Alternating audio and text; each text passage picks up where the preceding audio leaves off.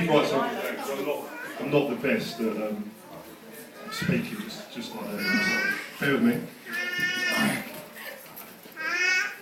It's not pages and pages long, so. Right, good evening to everybody, and welcome to the Girdler Lung wedding, or just Lung now.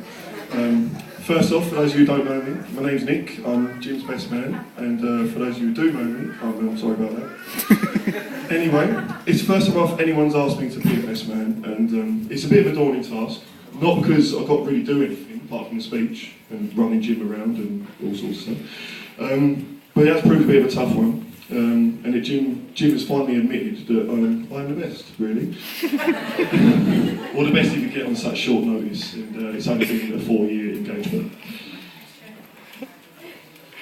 Anyway, but seriously, I do have to say that Jim is, and always will be, a very good friend of mine. We were at school together, sixth form, worked together in a bingo, and we never really fell out, we never really had an argument, and we've always had good times. And I remember when he first introduced me to Charlotte. It seems like a long time ago now, and Yasmin was only about 3 months old.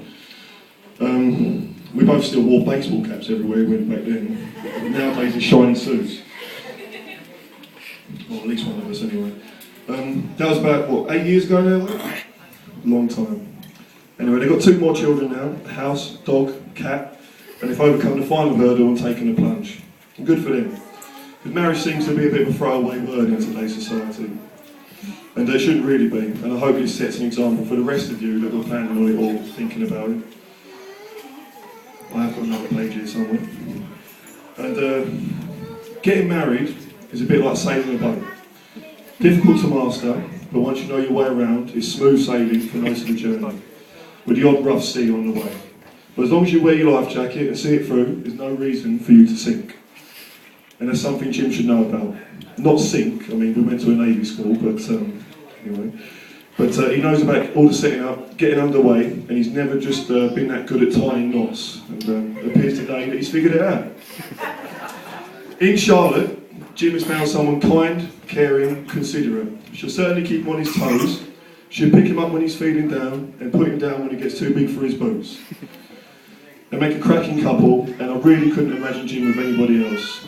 And he might not like to admit it, but he's a bit of a soppy git at heart. And whenever we have the odd drink, he always ends up telling me how much he loves her and the kids and generally enjoys his life. In fact, sometimes I do have to tell him to belt up and grow a pair. Anyway, I'm not going to babble on for ages, although I do have a few stories, none that are really suitable to be broadcast to everybody here, unfortunately. So, bar's over there. And if you want to bribe me into telling 1 or 2, mine's a pint and a whiskey chaser, and no other payment is accepted.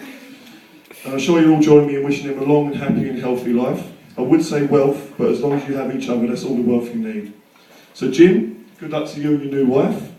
And a little tip, she'll always be right, so be sure to agree when you disagree, and never disagree when you don't agree, if that makes any sense. And Charlotte, good luck. You're going to need it with this one, because from now on, you no longer have 3 children.